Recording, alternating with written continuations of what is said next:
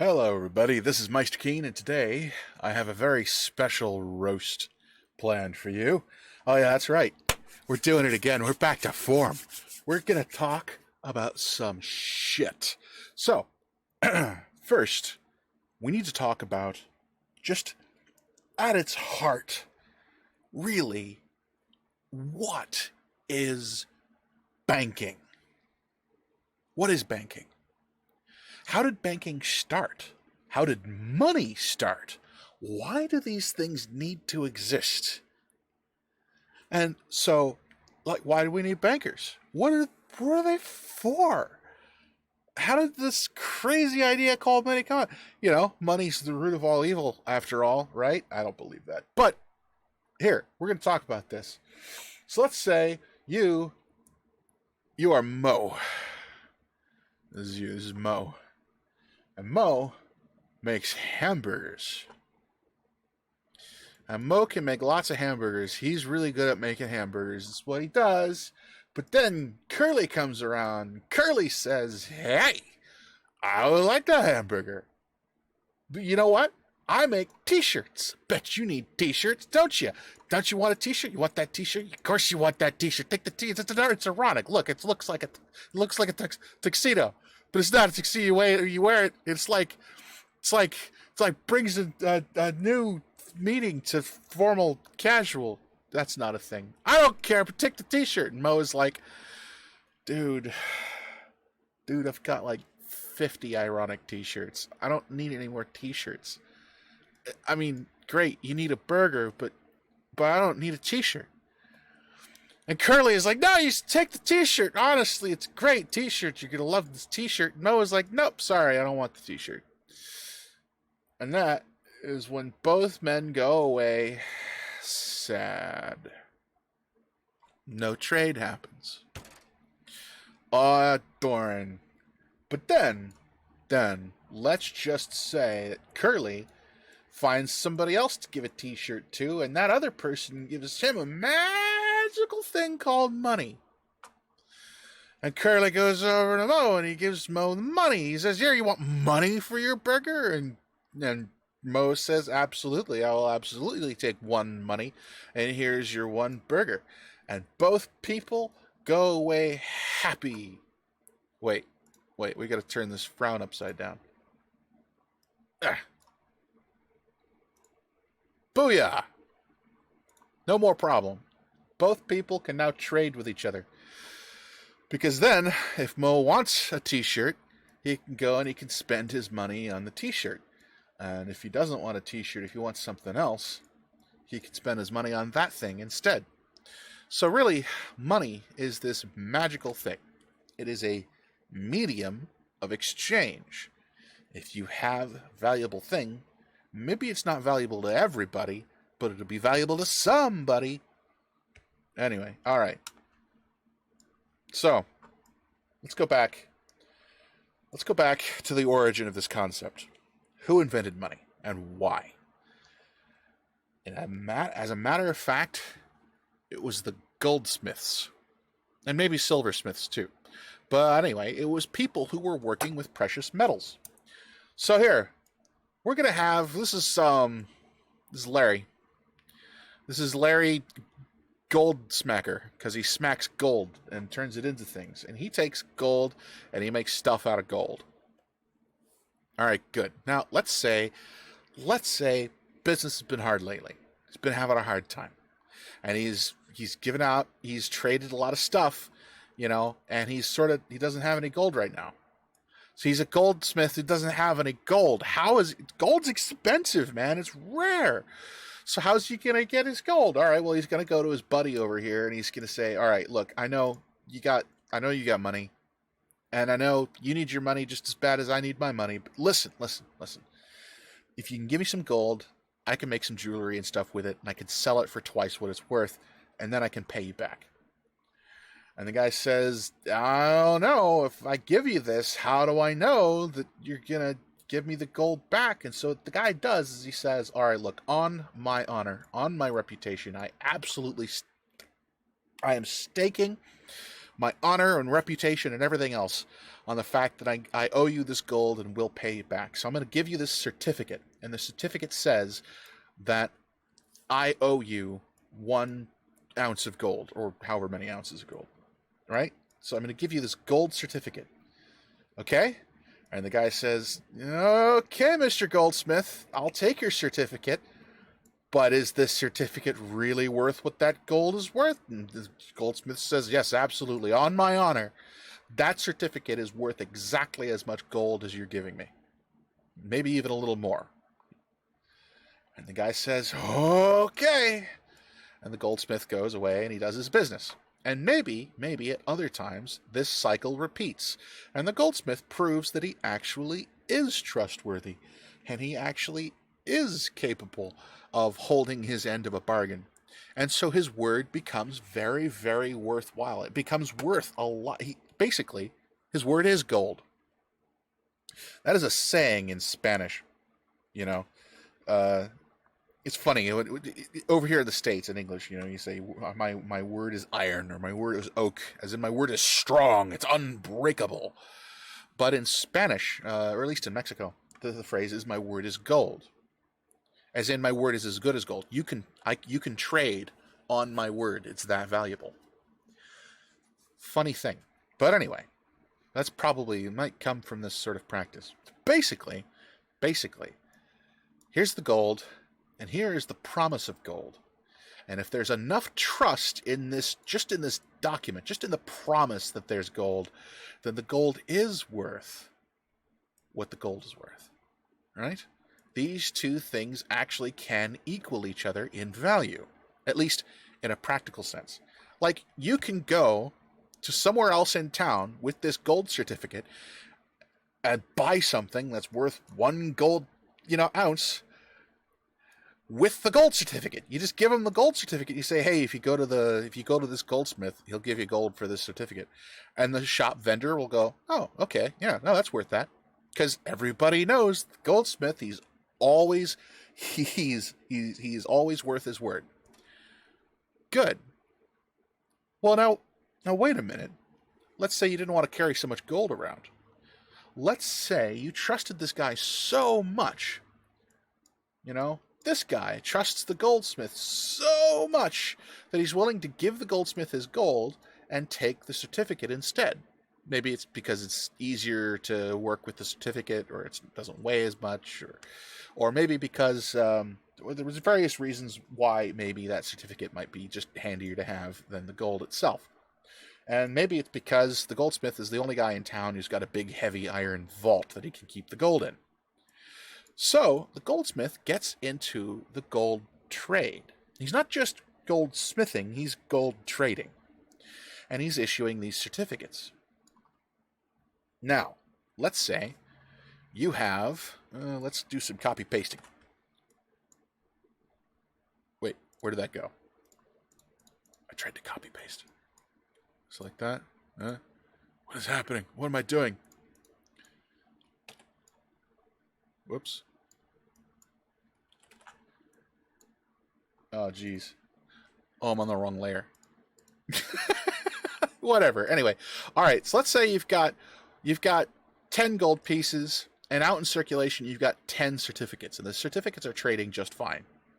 Everybody trusts the gold certificates. But then you get this guy comes back. And this guy comes back and he says, hey, you know what? I need a loan from you now. Would you be willing to issue me some more gold certificates? So the goldsmith thinks about it and he says, well, I've got 10 gold pieces in the vault and I've got 10 certificates in circulation. What if I just write a couple more certificates? Like, the gold doesn't exist, but what if I just write them, just invent them, right? Anybody comes back and asks for the gold, I got gold to give away.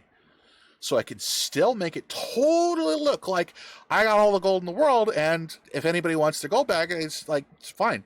So what's he do? He issues a certificate.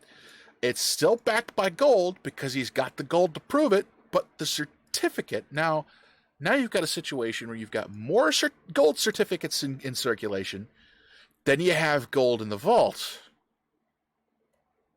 Ooh. Now what can you do with that? Let's say when people need loans, you issue those certificates. Then they pay you back in gold. So you get more gold back. It's almost like you're creating gold out of thin air. Maybe you're actually doing a service, though. This guy really needed that loan, right? Maybe he's starting a business and he just needed a little bit more resources in pocket right at that moment to get the thing off the ground. Then starts making money, and of course he can pay it back. Now what the goldsmith has actually done is he's created a situation where money itself helped to create something that was worthwhile. The money itself actually went to facilitating the creation of something that was worthwhile, right? He created money out of thin air. Out of thin air. But what ended up happening with that money was something worthwhile happened. Somebody got a factory going or something, and suddenly there are that many more hamburgers being made. Now hamburgers are cheaper for everybody because it's easier to get hamburgers and t-shirts, right? Right. So, in actual fact, if a banker using banking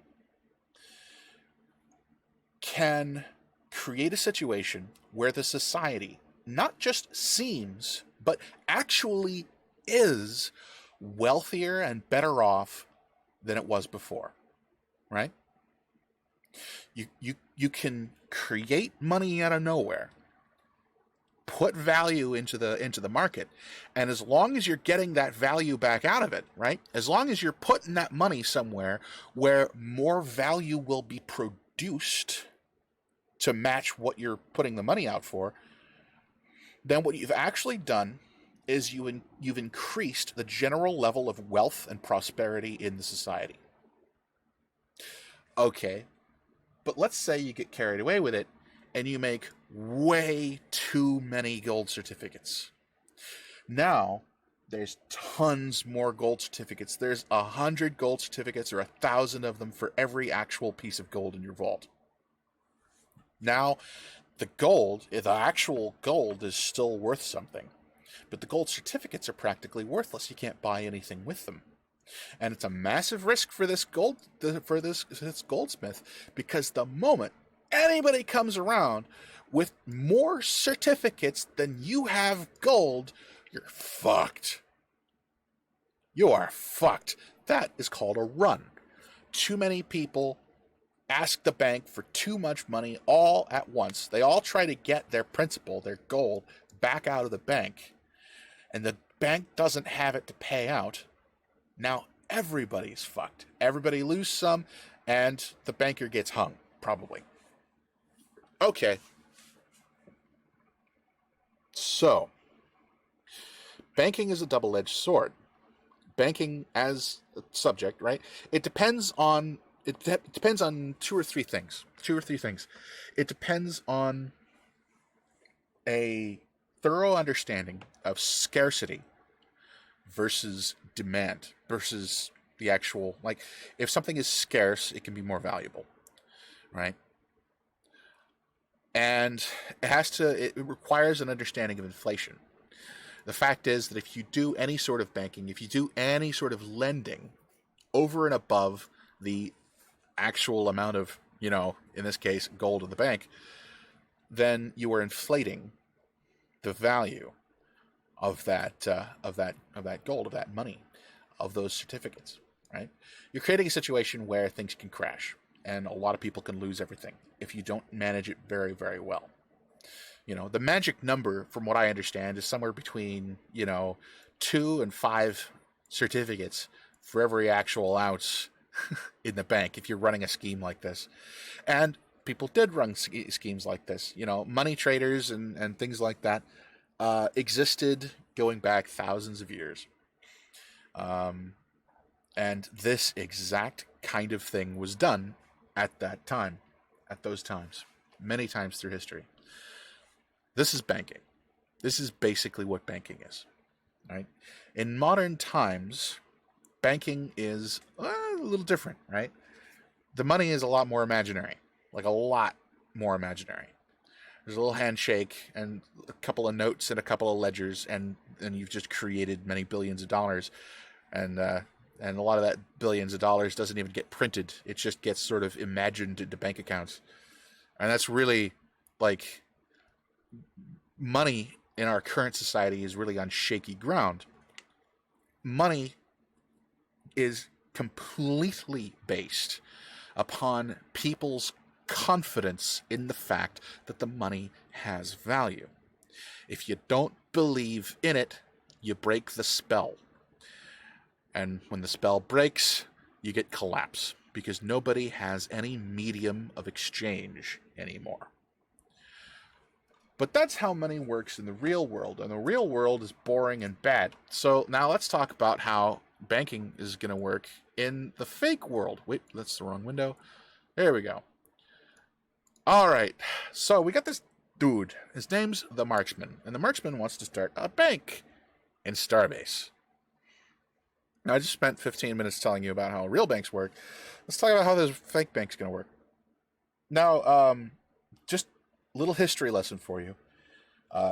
EVE Online has, I think, had 2 or 3 different banking sort of organizations, and every single one of them, every bank that has ever popped up in EVE Online has turned out to be a Ponzi scheme.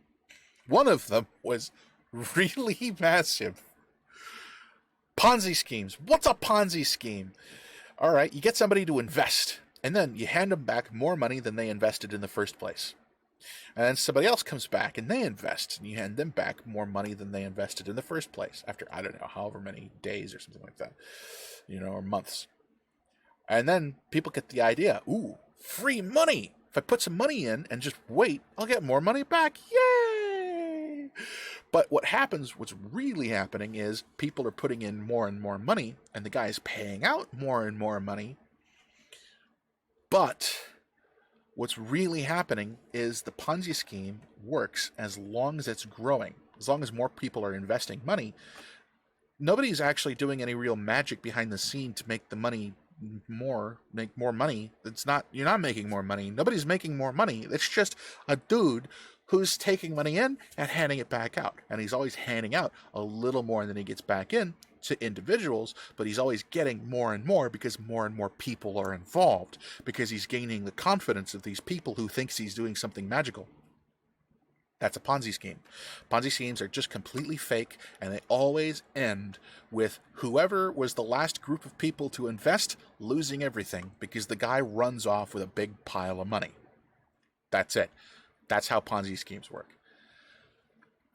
So, when somebody comes to me and says, I'm going to make a bank in a game, I say, fuck off, dude. It's a Ponzi scheme.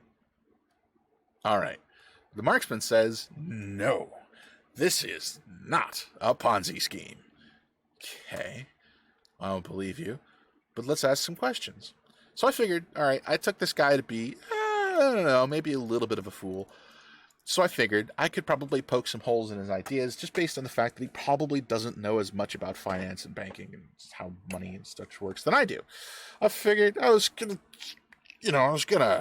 flex my intellectual chops and wreck this guy. And now I'm roasting him in this video. Let's see what happens. All right, so I messaged him back after we did a little back and forth, and I said, okay, fuck it, let's do this. You online? See, I was really confident here. And he says, all right, shoot. And he says, okay, so what are you doing? You say you're doing banking. What kind of banking? He says, in-game, the aim is more on the point of both holding accounts for people and investing with it.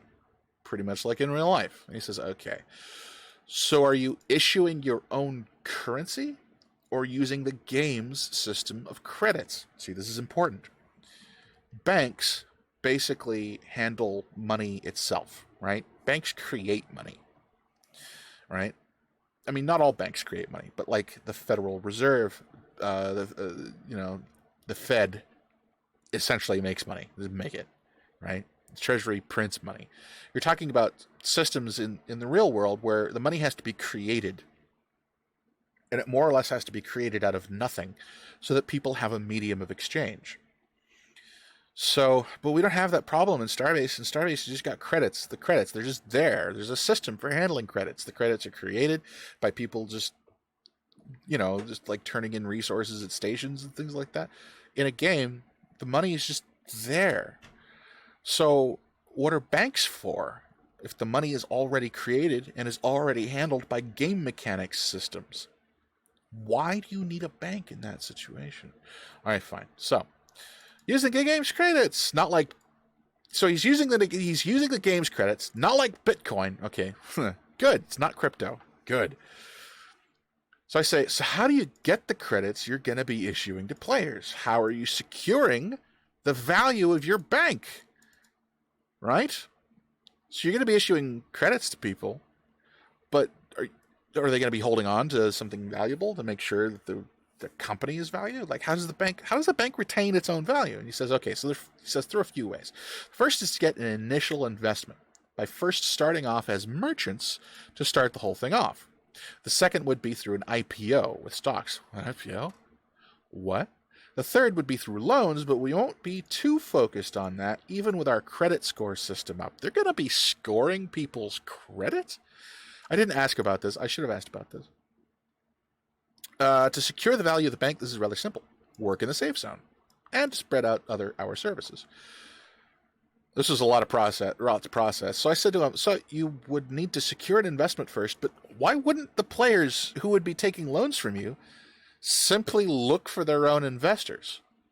You could broker investments by matching investors to worthy investment opportunities. That might work better. That would actually be kind of a cool system. Like, let's say you got an engineering group and you need a little bit of credits so you can get like a mining or whatever utility ship going. You need facilities so you can do the things you're going to do so you can make the valuable things you're going to make. Cool. A little bit of an investment to kick you off, get you going a little quicker, wouldn't it? And it could be valuable. And then you could pay back your investor, or you could take a loan from somebody, right, who's got money, and you can pay it back, right? Somebody who was sort of managing that and was sort of a neutral third party, just sort of handling those exchanges, that actually might be a valuable service. But that's not what this guy's talking about. He's talking about being a bank. He says, indeed, nothing stopping from players from taking loans from other sources. And yes, for the investment opportunities, we do have an unofficial, do you guys want to be part of this investment channel? Obviously, it isn't binding.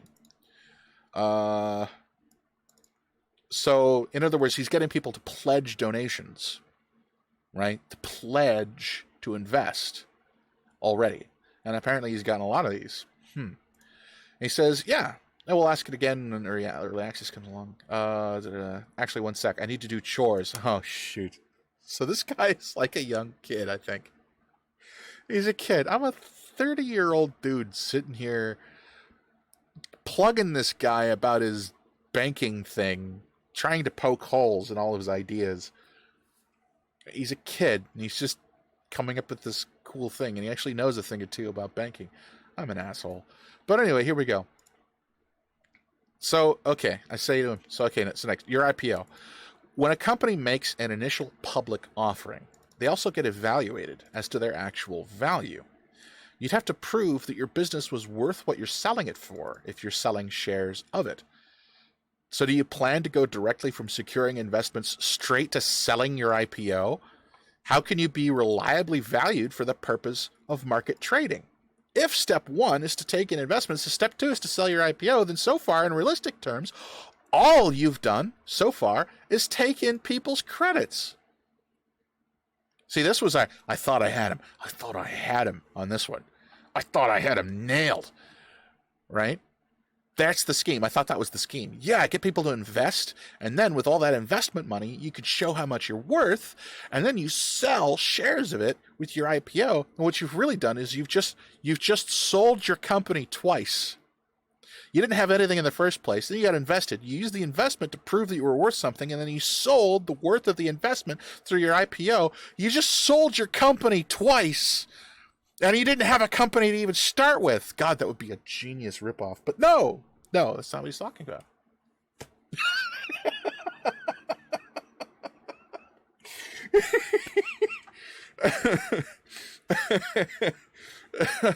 He says here, I would say we wouldn't just immediately go for an IPO. Like you said, we have nothing to show for why we are offering our shares. Hence, it wouldn't be an immediate step. I said, okay, fair enough. But something to do once we do show that we aren't a fucking Ponzi scheme. Oh, here it comes. But something to do once we show that we aren't a fucking Ponzi scheme. So in other words, build trust first, then sell shares. Okay, fine. So I say, okay, I hear you. There's a part of my question you haven't answered. How can your business be reliably valued for the purpose of market trading? Will you allow third parties to audit you, something like a Securities and Exchange Commission? And he said, most likely, yeah. I do plan to make transparent our accounting process, which I'm sure other accountants would know what's what. So you'll have other accountants who also have access to the bank's resources? He says, I wouldn't exactly say that, but something along those lines. That and our own accountants can reveal what we've been doing, which I'm sure outside accountants would scrutinize. So I say, how? Your count of credits may be entirely between your game client and the game server. You may or may not have any reliable way of showing your actual assets to anyone short of, I don't know, streaming the video or something. Do you plan to diversify into other goods as well? What about metals, fuel, ships, stations? He says, well, okay, this is a good point to be raised, seeing as indeed, from an outside view, there's no way to show what's what, but we'll have to see how to allay this. Most likely, I'll have to check in with the financial protocol that Cylon is setting up, see if there's a way to audit all our Alice stuff from there. Okay. I should have asked questions about this. I didn't. I'll figure this out. But he's talking about this Cylon and Alice. I don't know what those are exactly, but I kind of get it. So he's got some sort of a financial protocol that he's going to be putting together with somebody else who's helping him build this. Fine. And he is thinking with having to prove that he actually has so he's thinking with being transparent. Okay, fine. I don't know how that's actually going to work in game, but if he does it well enough that you can actually see and it's convincing, I guess it could work.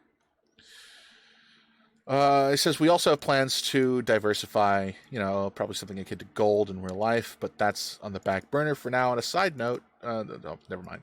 He wants to know what time zone I'm in. Okay, all right, fine. So that's all that. Okay. So I'm still looking for holes to poke in this thing.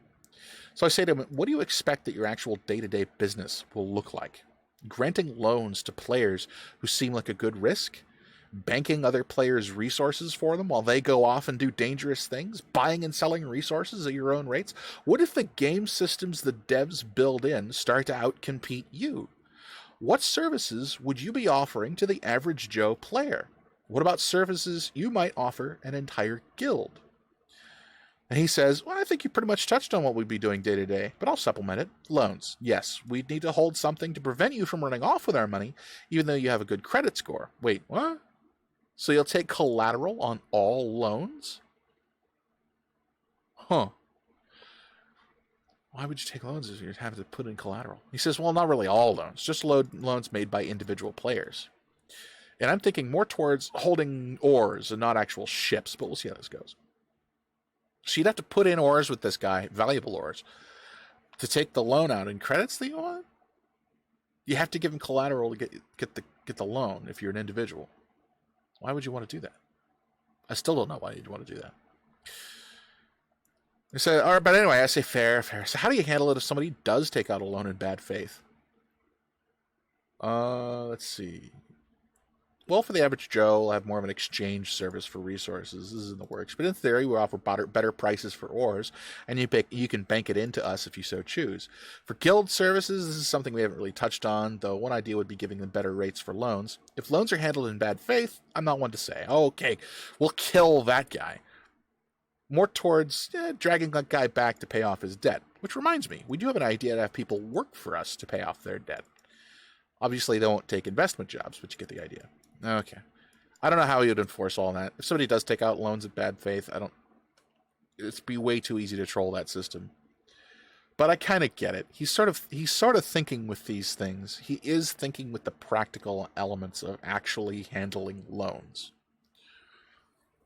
To players, to people in a game who don't really have any reason to, the players would have to have a reason to want to be trustworthy to this person, right? You would have to have some reason that you would actually want to be considered to be a good risk and would want to maintain that relationship instead of just exploiting it. So, I don't know. So I say to him, okay, so what do you expect will be the actual benefits to the average player who banks with you? The benefits to you are obvious. You take in investments, you sell shares, you charge interest rates. A lot of money goes through your hands, and in every exchange, you're skimming a small share. But if I'm an individual player and I need credits to get started doing something profitable, and I must give you collateral to be able to take out a loan in the first place, why would I bother? From that perspective, can you explain why I should bank with you? And he says, interest. Holding an account with us will provide you an interest daily to that account. I wouldn't say how much because I was called out about it by Matrix before. Matrix Mage? But that's one of the ways you'd benefit. Also, if you hold a share, dividend. I say, but wait, you're letting players' accounts accrue daily interest. How do you profit from that? You see, this seems backwards. You take out a loan and then you earn interest on the loan that you just took out. Oh, that's backwards. That's ass backwards. He says, well, yeah, that in itself is an expense, but income would be through investment by trading. That's one way. Not to mention, in time, when we do have stations up, that would be another source of income. Say, so your main source of actual income will be players buying and selling shares at your bank? Well, not really, no. Okay, what will be your income source? Well, trading, for one, and when possible, charging for fuel, repairs, etc. from stations. I think he got a bit confused when I said investment. He thinks I got confused. Yes, I did get confused. I'm still a little confused, but I say to him, well, at that point, that's not banking anymore. That's just regular old spaceship service, like a gas station. And wait, you're aware that investors will expect dividends, right? Yeah. And are you planning on shipping resources from place to place and earning money that way? And he says, yes. Well, okay, but that does sound like a plausible method of income, but doesn't that really just make you into another merchant, not a bank? If the main way you're making money is by shipping resources around and buying and selling resources and shipping them, you're a merchant. You're a merchant. You're not a banker at that point. He says, anyway, yes. Well, yes. In a way, we'll have to do that. Not to mention, we need to do that at the start to gain our initial investment, seeing as everybody starts with 0 credits. But it has to be one of our ways to get an income, via investing in trade, etc. I say, okay, well, I see some contradictions in terms. And he says, oh, do tell. On a side note, here comes the roasting, I suppose. Oh, buddy! Yeah, here comes the roasting. Here's how I roast him. So I say to him, all right, so here's what I'm getting. Number 1, your first and main source of income will essentially be normal gameplay methods that anyone and everyone will be doing. Number 2, your next move is to get investors to pay up the investments that they pledged earlier, with the promise that you'll pay them dividends on their investments. Number 3, you now owe your investors credits, which you then use to start making more credits, mostly by trading resources, like any merchant. Number 4, you give out loans to players, but you demand collateral on those loans, and you're not making money on those loans because for some reason you're paying them interest so that you wind up putting out more credits so you get back, and you have to manage the collateral. Number 5, having essentially built a merchant business with a side gig and giving away money to strangers, You now must grow. You now must grow your net value to the point the players will actually want to further invest in you. So that number 6, you can now actually sell your IPO, which will theoretically be traded up and inflated in value by other players in such a way that you continue to grow your net worth. So wait. So first, so you have to make money by just ordinary gameplay, and then somehow get the investors who pledged to actually give you money. Hopefully they're not skittish by this point. Hopefully by this point there's nothing to tarnish your reputation, or there's nothing to stop them from giving you that money, and they've got nothing better to do with it at that point, and they're not going to get cold feet, so they're actually going to invest. Right? They pledged, so you got to get it out of them. So you got to sell them on this. This is going to be a sales job. And step 3, you owe them now. So now you really have to make your business work. Good, you got some more credits. That's going to help. But man, okay. And number 4, the loans are all bass-ackwards, apparently. Unless this guy didn't understand what he was saying. So, step 1, mundane. Step 2 is a risk to everyone, including you. Step 3 will work out only if you work your ass off. 4 is mountains of work for negative gain. Number 5 is now an uphill battle, and step 6 just seems unlikely. Okay, so that's my roast. That's my roast. That's what you came for, right? Are you not entertained? Yeah, I roasted this kid. And I shot down his plan. But then comes his partner. This guy, Yen from Poverty. And Yen says, well, as to number 1, that's how the game works. We have several active players in our Discord, which will be assisting in acquiring starting capital and assets. Number 2, well, that risk is inherent in the nature of investing in the game. And we are mitigating the risk since we already have several investors on board, many of whom are the biggest factions in the game. Number 3, obviously, although with our current model, the workload would be sufficient to say... Oh, wait, he says... Wait. What did he say? I'm trying to read this straight. I think what he's saying is he's got enough labor to make this happen. He's got enough people he can actually handle the labor of step number 3, which is now trading on those assets, using that investment to actually make more money. Number 4. Now, at this point, I'm pretty sure you're getting wrong, or you mixed something up. When we offer a loan to people, whether it be credits or assets, after a given amount of days based on in-game calculations we have yet to run, we will determine after X amount of days when interest occurs. Afterward, if we don't pay interest, we either send our own forces after them, or one of our allied board of directors security forces. So he's relying on muscle to enforce that interest on loans, on outgoing loans, gets paid.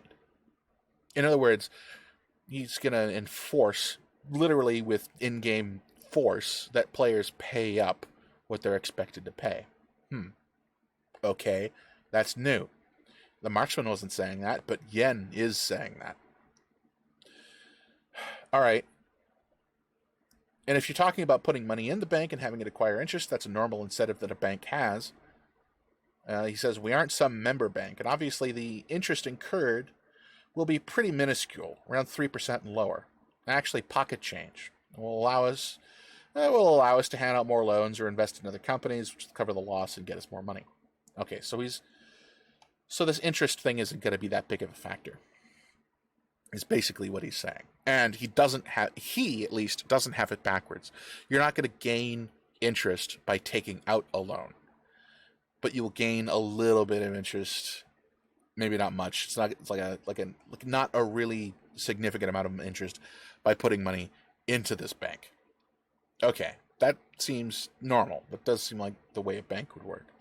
Number 5, we have acquired many deals and allies which are willing to invest in us. We aren't handing out money. We have a structure and model for whom to hand out to. So they're picking and choosing their customers, basically. He's actually going to be discerning about which people he actually banks with. Fine. Our main focus is to provide as a bank for ships, credits, assets, whatever, for whomever. Okay. And yes, we understand it's risky. That's why it's a goal of ours and not something we'll do off the bat, as in terms of selling their IPO. An initial public offering, as in publicly trading their company, and then like charging for transfers of the shares, I guess. Okay.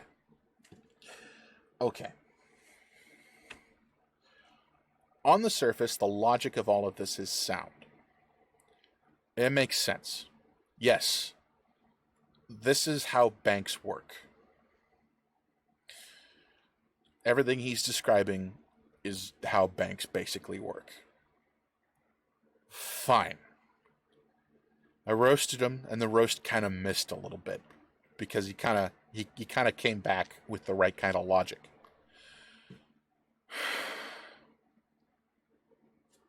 My gut tells me that this is going to wind up being an overwhelming amount of work for them, and it doesn't seem like something that it's just.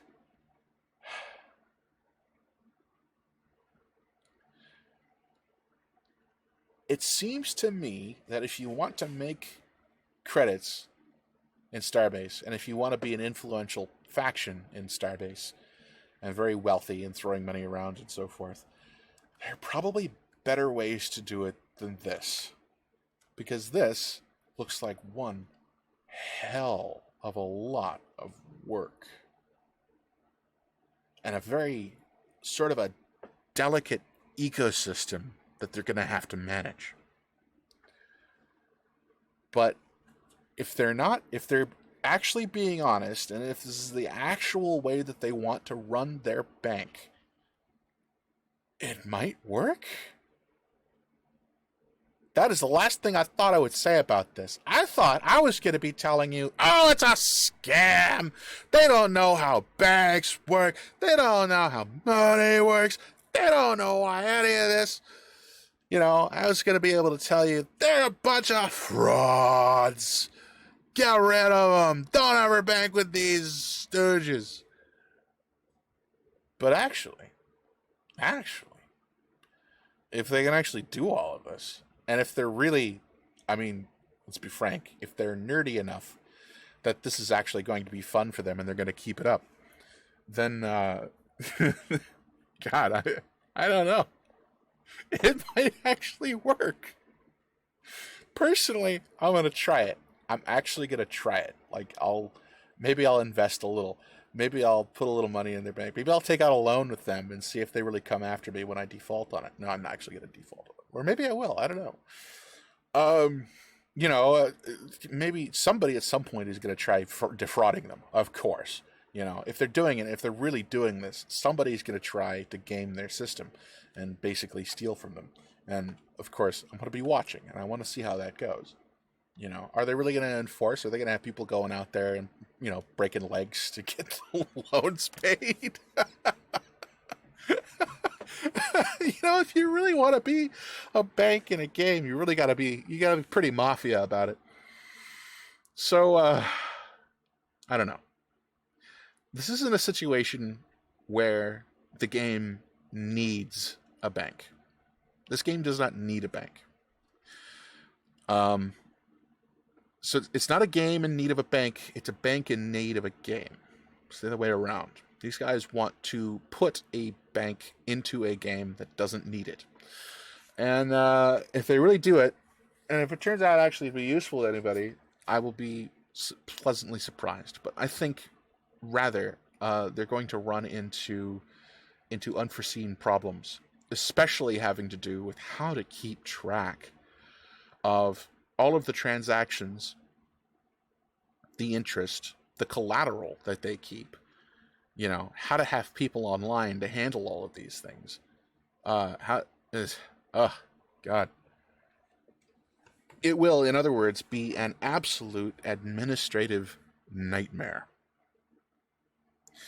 But you know what? It sounds like something interesting to try out.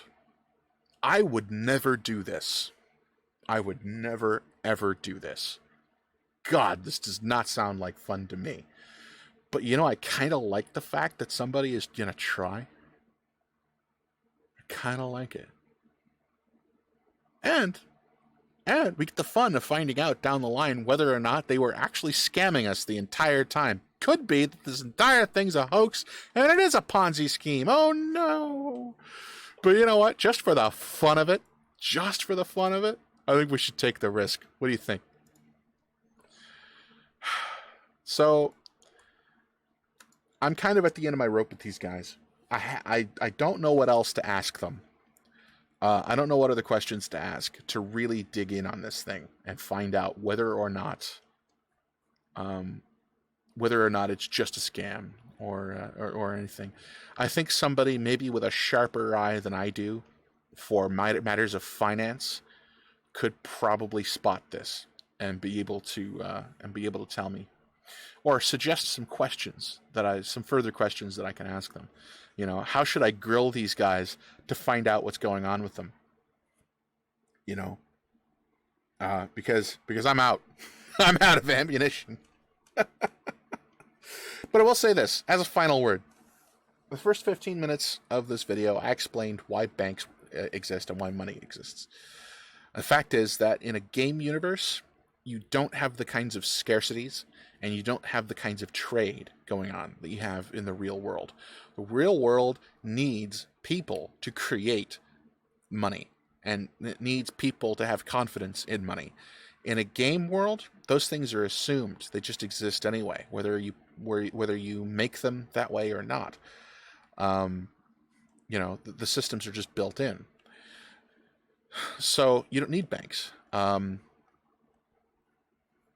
Unless specifically, I can think of one specific way that a bank could actually be useful to the community.